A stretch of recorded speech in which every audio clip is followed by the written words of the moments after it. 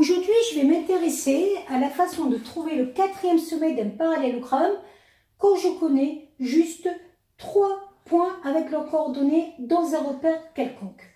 Ce qu'il faut que je retienne, c'est que si ABCD est un parallélogramme, c'est que les diagonales se coupent en leur milieu.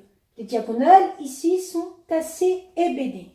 Je vais commencer par prendre la diagonale, donc je connais les coordonnées des 2 points qui la forment. Je vais donc prendre la diagonale AC et je vais prendre son milieu I, milieu de AC. Je vais donc calculer les coordonnées du milieu I. XI égale XA plus XC sur 2. Donc là, je m'occupe d'abord de l'abscisse du point I. XI égale XA, c'est-à-dire 1, plus XC, c'est-à-dire 5, c'est-à-dire je prends les premières coordonnées divisées par 2. 6 divisé par 2, 3. Je vais faire pareil maintenant avec l'ordonnée. YI égale YA plus YC divisé par 2. YA, c'est la deuxième coordonnée, 1, plus YC, la deuxième coordonnée, 1, divisé par 2. 1 plus 1 divisé par 2, 2 sur 2, 1. J'ai donc les coordonnées du milieu, I de AC. Donc ça, je viens de le faire. Mais je n'oublie pas que pour que ABCD soit un parallélogramme, il faut que I soit aussi le milieu de BD. Donc I va être aussi le milieu de BD. Et je vais donc écrire la formule qui correspond à cette affirmation.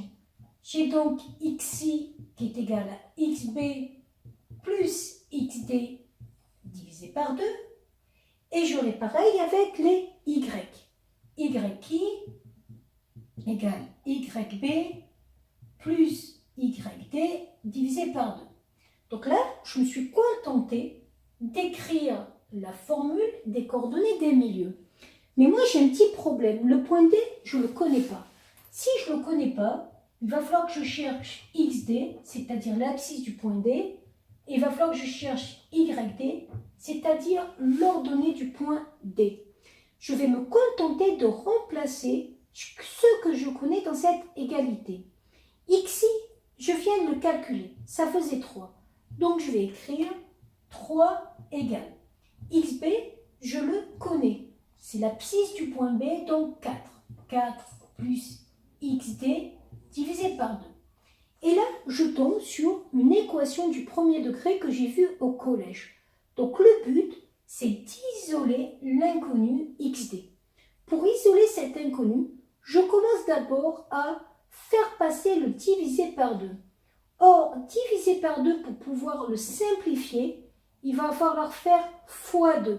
Je vais donc faire passer le divisé par 2 du côté du 3. Ça va me donner 3 fois 2 égale 4 plus XD. Et là, c'est toujours pareil, je dois trouver XD, l'inconnu.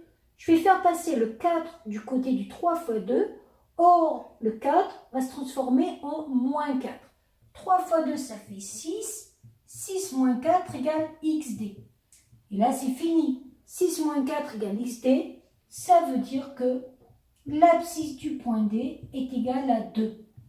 On peut d'ailleurs vérifier sur la figure que l'abscisse du point D est bien égale à 2. Je vais faire pareil maintenant avec les Y. Exactement la même méthode.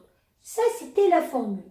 I est le milieu de BD. YI, je viens de le calculer. Donc, c'était nécessaire au départ de calculer les coordonnées du I à partir de la diagonale dont on connaît les coordonnées des points. YI, c'était donc 1. Je vais donc avoir 1 égale. YB, c'était la deuxième coordonnée de B. 3 plus YD que je ne connais pas sur 2. Toujours pareil, je dois isoler le YD. Donc la division par 2, pour la simplifier, elle va devenir multipliée du côté du 1.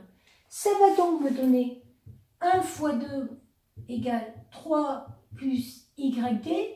Je cherche toujours le YD.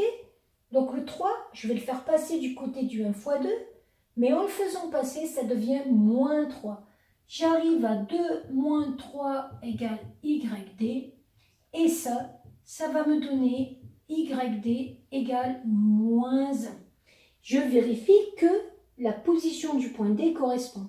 On peut regarder quelque chose d'ailleurs, c'est que au niveau du quadrillage, pour construire le quadrilatère ABCD qui est un parallélogramme, on peut vérifier que les déplacements de B vers A, c'est-à-dire en se déplaçant sur les X et en se déplaçant sur les Y, correspondent au déplacement de C vers D en se déplaçant sur les X et en se déplaçant sur les Y. Voilà!